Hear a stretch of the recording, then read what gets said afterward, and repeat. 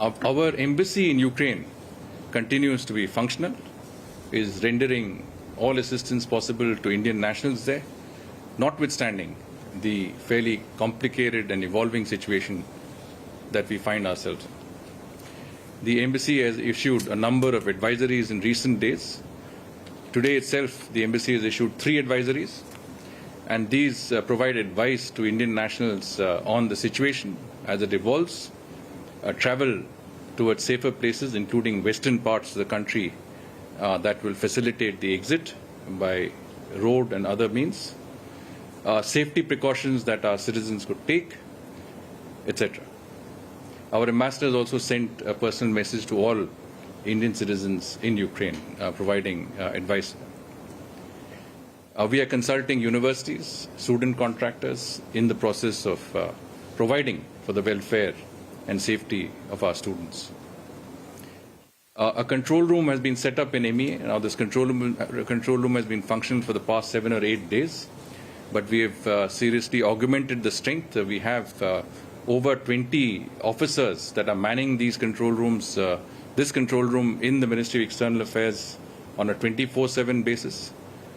Just to give an example, till now and just today, we have answered 980 calls and dealt with some 850 emails that were sent to this control room. Our embassy in Kiev has also set up a helpline, 24/7 helpline center. The other measure that we have taken is that we have dispatched Russian-speaking officers to Kiev and to the countries neighboring Ukraine. Russian-speaking because the language there is Russian. If you're not Russian-speaking, your utility is far more limited. Some of these officers are already reached and are functioning. Some will be reaching shortly.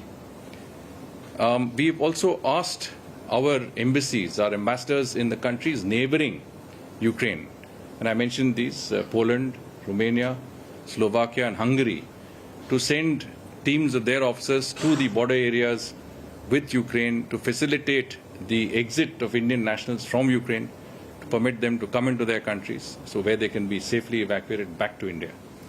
And MEA teams are on their way as we speak to Zahoni border post in Hungary, Krakwiec land border in Poland, Visny Nemke in Slovak Republic, and Suceava land border in Romania.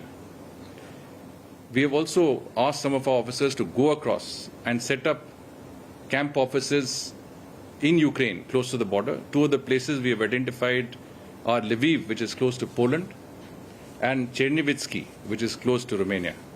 And here, I think, will be sort of facilitation points. Now, our embassy has, it's a very complicated, very evolving situation. It's obviously, certain areas there's conflict. We can't have a single sort of advisory that fits all situations. We have to evolve. We have to see where we are and how and which part of the country you're located and what the situation is. Generally, if we are advising that if you find yourself in a certain difficult situation, then you should remain in secure areas and shelters, etc. If you can, you move westwards towards the borders with some of the countries I mentioned. And these advisories will be continuously issued. These helplines are for that purpose, so that depending on the situation, that advice can be given. One important step that we have taken, because a number of our students were reluctant to leave because the authorities, university authorities had said that the classes must be offline. We have now persuaded all the universities and institutions to allow online classes, and therefore students can actually leave without having to face the strain of not being able to or missing out on their classes. As I said, the situation on the ground is difficult and is rapidly evolving.